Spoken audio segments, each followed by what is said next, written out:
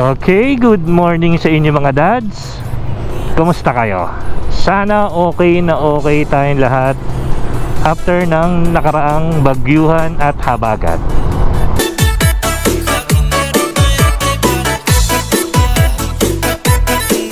Andito na naman po tayo ngayon sa ating susunod na vlog. Ang pupuntahan naman natin ay ang NSCR Malolos Station at ang Pampanga kung kakayanin pa. Matagal-tagal na tayong hindi nakapag-vlog dahil gawa nga ng puro bagyo, ulan. Ngayon lang medyo gumanda-ganda ang panahon. Inagahan natin kasi kadalasan pagdating ng tanghali or pahapon umuulan. Okay, sa ngayon nandito tayo ngayon sa Milias, Marilao. Dito tayo dadaan ngayon. Bali madadaanan natin ang NSCR Marilao Station. Saglitin lang natin or tingnan natin kung ano na ang progress dito. Bali hindi muna tayo magdo-drone, dito na lang muna sa GoPro natin. Yan ang makikita nyo sa harapan. Ito ang cast in situ. Yan, medyo etong part na to, ito yung hindi pa naidudugtong na viaducts kasi medyo matagal-tagal gawaan tong cast in situ manual kasi ang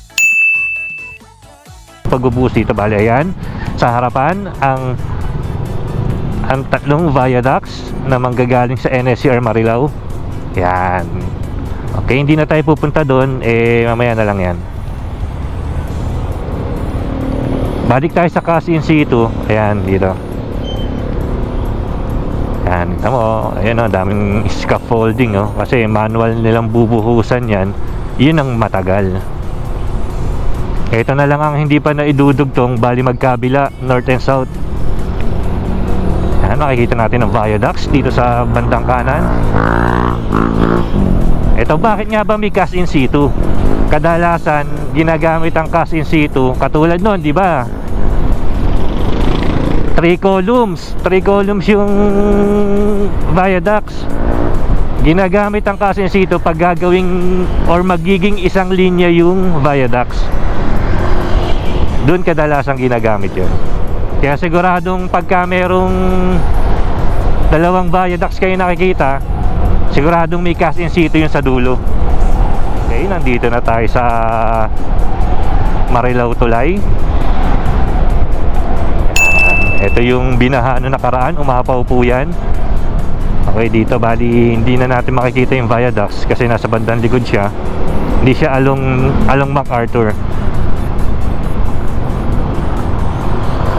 Yun no, mula sa Saog hanggang sa may Kawayan, yun yung halos katabi lang ng MacArthur yung viaducts doon. Bali bago nga pala tayo dumiretso ng Malolos, dumaan muna tayo sa may Taal Bukawi Road.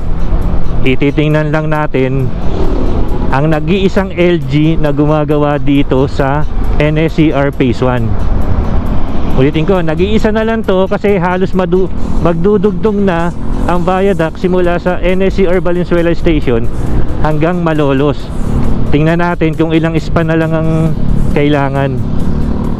Okay, dito ang Ciudad de Victoria. Dito natin makikita ang viaducts. Kung tutusin, pwede natin daanan yung NSCR Bukawi Station pero pag uwi na lang, tingnan natin kung may time pa. Okay, nakikita nyo sa kaliwa ginagawang kalsada. Okay, dito tayo sa Bukawi flyover. Yun, andun yung yung NSCR, kung napansin nyo. Ako nakita ko yun ang LG ayun idaanan natin yung saglit. Malapit lang naman dito yun. Diretso na tayo ng Balagtas, Giginto di muna natin pupuntahan. Malolos muna tayo, tingnan natin kung tapos na yung paglalagay doon ng mga roof trusses. I mean, alam ko tapos na yun yung ano ba tawag doon? Yung sa bubong. Alam ko yun eh. Ano ba yun? Nakalimutan ko. Sige, mamaya ano natin yan. Okay, kanan tayo dito sa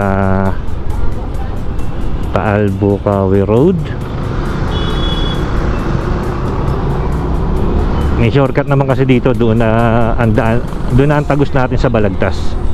Ayun, sa bandang kaliwa, sa di kalayuan, nakikita na natin ang launching gantry ng Taisei DMCI Joint Venture.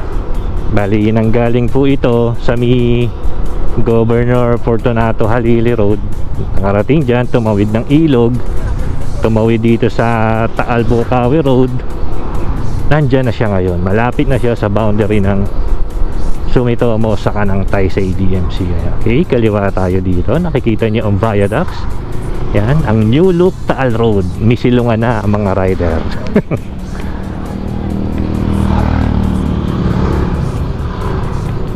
Yan, eto na po. After nung sa kalsada, 1, 2, nakatatlong span na sila. Bilangin natin kung ilang span na lang ang kulang nito. Yan, nakikita nyo ang LG.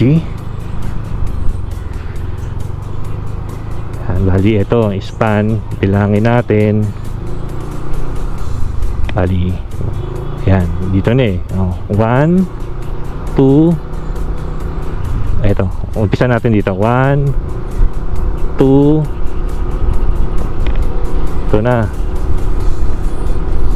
3, 4, 5, 6, 7, 8 pa na lang. Bali madudugtong na itong viaducts na to.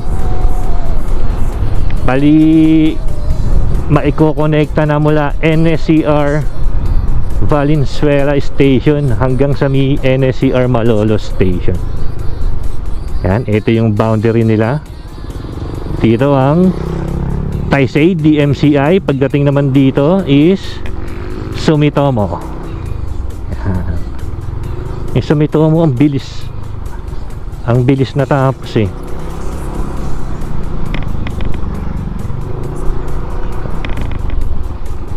Tingin ko tapos na rin sila sa paglalagay ng mga parapet walls. Ito yung nakikita nyo sa gilid ng viaducts.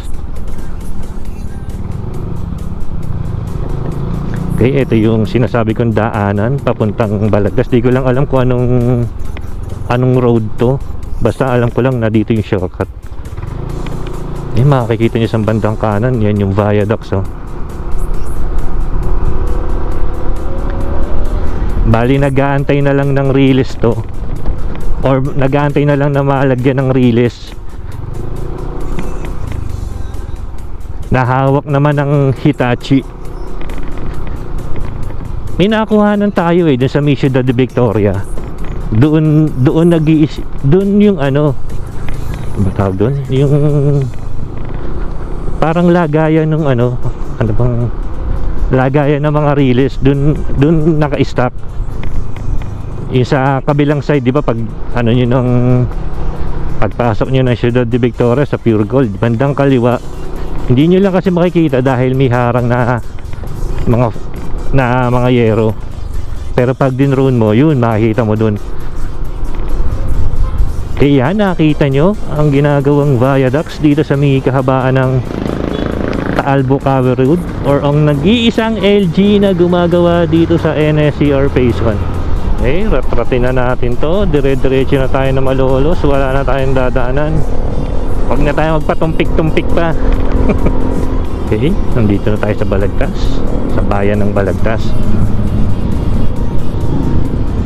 May pansinin nyo itong sa may bandang kaliwa ko. May oras sila dito. Ayun o, nakalagay bandang kaliwa. Tapos may nakalagay, may papansin nyo, may nakalagay Biga A. Biga A. Ang Biga A kasi yan ang dating pangalan nitong lugar na to bago naging Balagtas. Yan. Patakbuhin na natin isang danto. Mga 89 lang ang inabot. Nakakatakot eh. Okay, approaching na tayo dito sa Tabang Bridge. Makikita nyo na meron ding viaducts dito. Isa ito sa mga maraming viaducts na pabor sa mga rider na katulad ko. Pwede tayong sumilong habang umuulan at pagkakapote ka. Okay. Bumabangking, oh. Nga pala, dati may kuha tayo dito sa Malolos Arc eh. Di ba giniba na to? Pag-picture muna tayo dito. The new look, Malolos. Nabasa ko sa mga comment, hindi naman daw ganong karami ang history dito kasi parang 1990s daw to itinayo. Okay, ito na ngayon ang Malolos Arc, giniba na. Ang bali-balita din dito, i-adjust siya kasi nga tingnan nyo na anong nag-road widening. Ito pala siya, oh.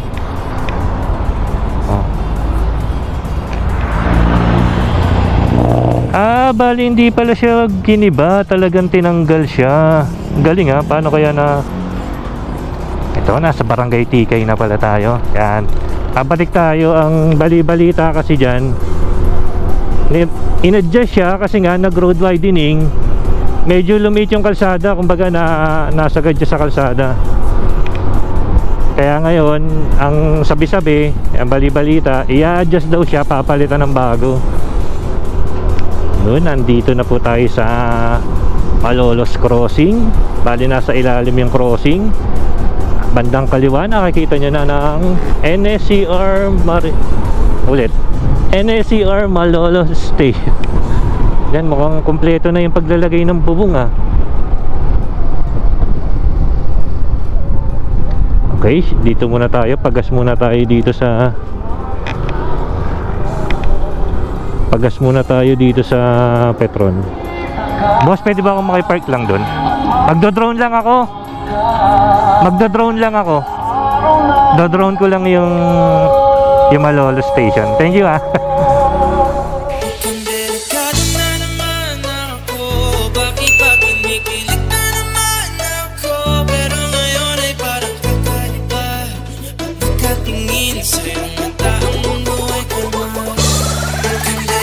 Ito na ang NSCR Malolos Station. Katabi lamang nito ang Old PNR Station na matatagpuan dito yan sa may Barangay Bulihan, Malolos, Bulacan. Nakatapat naman ng Bulacan Provincial Capital. Ang Malolos Station ay may 2-level island type platform at 2 rail tracks lamang ito. Isa ito sa 3 istasyon na hawak ng Sumitomo Mitsui Construction Company Limited. Ito ay ang Balagtas Station, Giginto, at itong Malolos Station na tanging ito na lamang ang hindi pa nalalagyan ng bubong. At kung titingnan nyo, halos patapos na rin ito.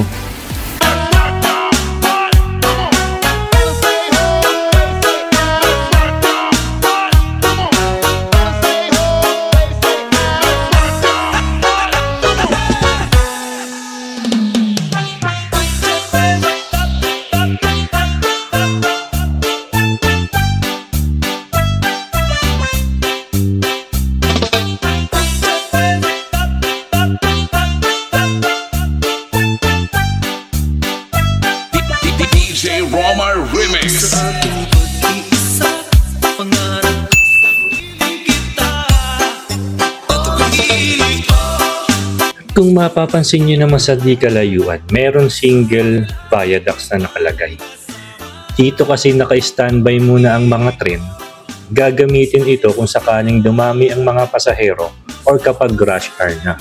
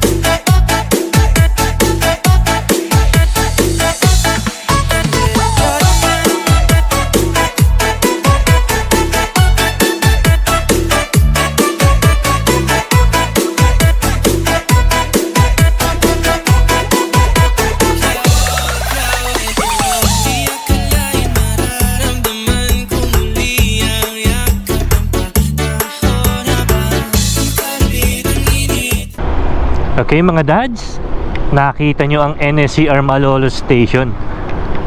Halos matatapos na itong roof works dito sa mi station na to. Yan.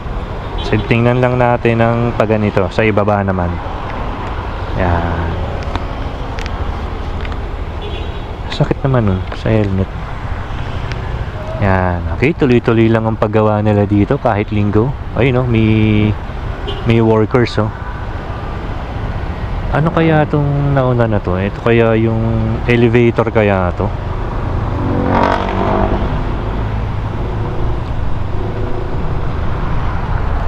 Okay, pagkatas natin kuhanan tong station na to, puntahan naman natin yung LG.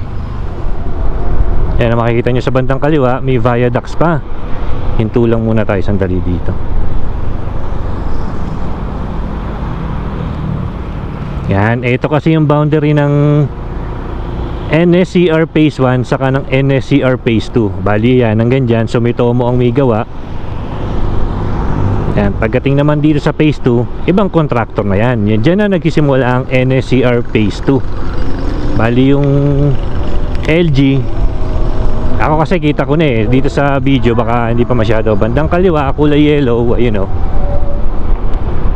Di ko mabilang kung ilang span kasi nahaharangan ng mga establishment, Pati sa bandang kanan, ito naman ang Malolos Capitol. Yan. Yan. Bali ang may hawak na contractor dito. Yan, dito tayo sa may gilid.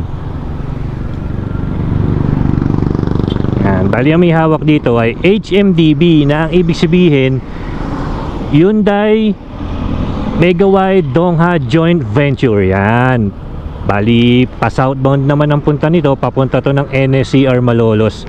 O hindi pala, mali. Hindi pala NSCR Malolos, doon sa may boundary ng Phase 1 and Phase 2. Wag tayo dito, malikabok.